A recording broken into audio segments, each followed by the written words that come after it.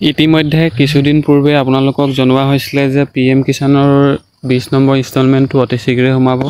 তেতিয়া বহুত লিখে কমেণ্ট কৰিছিলে যে PM কিষাণৰ পইচা নোসোমায় যি কিন্তু ইতিমধ্যে PM কিষাণৰ 20 নম্বৰ ইনষ্টলমেণ্টটো মুকলি কৰা হৈছে আৰু আপোনালোকে যিসকলে পাইছে ইতিমধ্যে গমে পাইছে। এতিয়া আপোনালোকে যিসকলে লাভ কৰা নাই তেওঁলোকে চিন্তা কৰিবলগীয়া কথা কাৰণ নাই।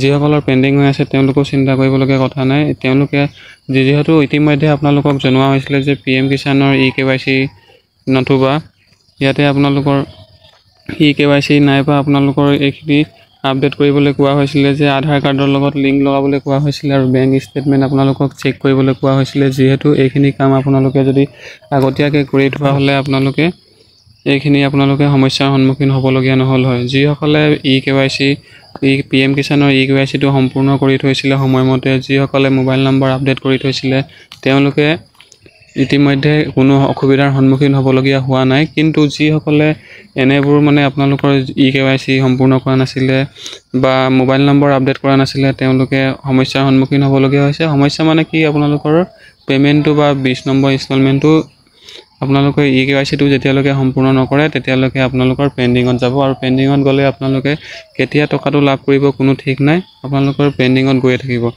যিসকলে এইবাৰ টকাটো লাভ কৰিছে PM কিষাণৰ 20 নম্বৰ ইনষ্টলমেণ্টটো তেওঁলোকে যিহেতু আগতীয়াকৈ এইবোৰ আপোনালোকৰ PM কিষাণৰ eKYCটো কৰি থৈছিলে সেইবাবে তেওঁলোকে কোনো অসুবিধাৰ সন্মুখীন নোহোৱাকৈ টকাটো লাভ কৰিছে। কিন্তু যিসকলে লাভ কৰা নাই তেওঁলোকেতো গমেই পাইছে তেওঁলোকে সময়মতে কামবোৰ আপোনালোকৰ মোবাইল নম্বৰ আৰু eKYCটো সম্পূৰ্ণ কৰা নাই, সেইবাবে তেওঁলোকে সমস্যাত ভুগিছে আৰু তেওঁলোকে লাভ কৰা নাই। এতিয়া আপোনালোকে কি কৰিব? এতিয়া আপোনালোকে যিহেতু গম পায় এতিয়া আপোনালোকে অপেক্ষা কৰক আৰু অপেক্ষা কৰিলে আপোনালোকে যদি PM কিষাণৰ eKYCটো সম্পূৰ্ণ কৰি লয় আৰু নাইবা আপোনালোকে মোবাইল নম্বৰটো আপডেট কৰি লয় তেতিয়াহ'লে আপোনালোকে নেক্সট ইনষ্টলমেণ্টত আপোনালোকে টকাটো লাভ কৰিব। ইয়াতে আপোনালোকে চাব পাৰে, ইয়াতে নাও ইয়ৰ ষ্টেটাছত আপোনালোকে ইয়াতে চাব পাৰে কেইটা ইনষ্টলমেণ্ট পাইছে কি কথা। ইয়াতে আপোনালোকৰ ৰেজিষ্ট্ৰেশ্যন নাম্বাৰটো মাৰিব, ইয়াতে আপোনালোকৰ গেট OTP কৰিব। OTP কৰাৰ পিছতে আপোনালোকে সম্পূৰ্ণখিনি প্ৰচেছ মুকলি হৈ যাব আৰু আপোনালোকে কেইটা ইনষ্টলমেণ্ট পাইছে ইয়াতে আহি যাব।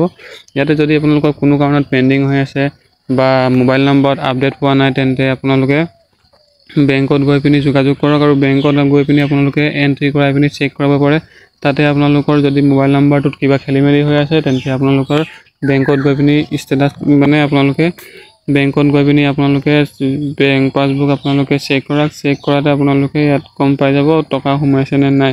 ইয়াতে নেক্সট আপোনালোকে চাব পাৰে, ইয়াতে বেনিফিচিয়াৰী লিষ্টটো আপোনালোকে চাব পাৰে। বেনিফিচিয়াৰী লিষ্টটো ইয়াতে আপোনালোকে চিলেক্ট কৰিব আছাম, তাৰপিছত আপোনালোকে কোনটো ডিষ্ট্ৰিক্টৰ পৰা বিলং কৰে সেইটো আপোনালোকে ইয়াতে দিব পাৰে।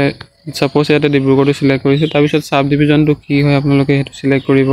তাৰপিছত ভিলেজখন আপোনালোকে যোনটো PM কিষাণত আপোনালোকে যোনটো এপ্লাই কৰোঁতে যোনখন গাঁও দি পিনি এপ্লাই কৰিছিলে সেইটো দিব। বহুতে ইয়াতে ভুল কৰে, ইয়াতে আপোনালোকে যদি GT মাৰি দিয়ে তেন্তে নোলাব। যিখন গাঁও দি পিনি আপোনালোকে এপ্লাই কৰিছিলে PM কিষাণখন যেতিয়া আপোনালোকে এপ্লাই কৰিছিলে PM কিষাণ স্কিমটো তেতিয়া যোনটো গাঁও দিছিলে সেই গাঁওটোহে দিব লাগিব। ছাপ'জ ইয়াতে আপোনালোকে ভৰালি ইয়াতে দিছোঁ, তাৰপিছত ইয়াতে আপোনালোকে গেট ৰিপৰ্ট কৰিব। গেট ৰিপৰ্ট কৰাৰ পিছত ইয়াতে সম্পূৰ্ণখিনি আহি যাব। ইয়াতে যিসকলৰ নাম আছে তেওঁলোকে চিয়'ৰ পাইছে, নোপোৱাকৈ থকা নাই। ইয়াতে আপোনালোকে তেনেকৈ চাই ল'ব পাৰে। ইয়াতে আপোনালোকে যিসকলৰ নাম আছে ইয়াতে আপোনালোকে 1 2 এনেকৈ কেইবাটাও নাম আছে, মেল ফিমেল, ইয়াতে সকলোখিনি তথ্যই পাই যাব। ইয়াতে যিসকলে লাভ কৰিছে তেওঁলোকক অশেষ শুভেচ্ছা থাকিল, তেওঁলোকে টকাটো লাভ কৰিছে। ইয়াতে আপোনালোকৰ নামখিনি যিহেতু ইয়াতে মেনশ্যন কৰা হৈছে নামখিনি আপোনালোকে চাই ল'ব পাৰে। ইয়াত যিসকলৰ নাম আছে তেওঁলোকে চিয়'ৰ পাইছে। যদিহে কিবা কাৰণত আপোনালোকৰ মোবাইলত আপডেট অহা নাই বা মেছেজ অহা নাই বা আপোনালোকে গম পোৱা নাই তেন্তে আপোনালোকে বেংকত গৈ পিনি চেক কৰাব পাৰে। বেংকত গৈ পিনি আপোনালোকে ষ্টেটমেণ্ট উলিয়াই নাইবা আপোনালোকে বেংকত পাছবুকটো এণ্ট্ৰি কৰালেও আপোনালোকে গম পাই যাব। ইয়াতে আপোনালোকৰ চিন্তা কৰিবলৈ কথা নাই, আপোনালোকে তেনেকৈ চাই পিনিও আপোনালোকে চেক কৰাব পাৰে।